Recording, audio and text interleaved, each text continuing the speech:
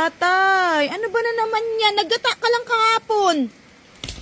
Ano naman gagawin mo dyan? I need to make some Rio because for usok asawa, you are the one who is crying that there is no flamo. Ah, okay. Thank you. Pero anong gagatan mo? Everything is wet. There is lot of flamo. Totoo, ang dami talagang When lamok. it's raining.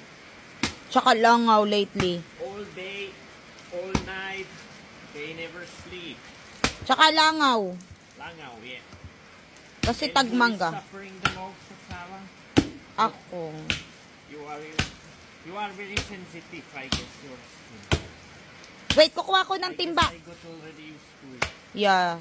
Yours is like I'm not really enjoying it, but I am okay. balat kalabaw ka na, I right? can take it. Tatay, balat kalabaw ka na? Yes. Yes. Or crocodile. So, ayan. Diyan namin iniipon, guys, sa timba. And since I have some coconuts, we will cook it. Puso ng saging. Ay, look, who's coming? Too. Tana mo.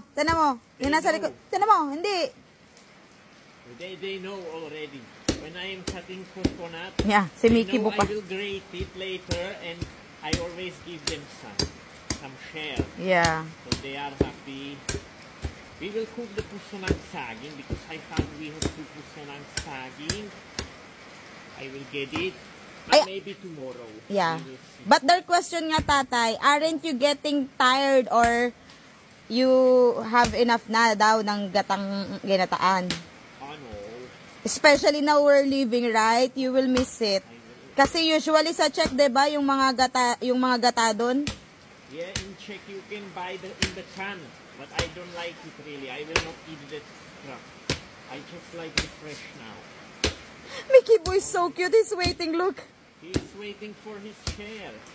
But I will not grate it yet, Mickey.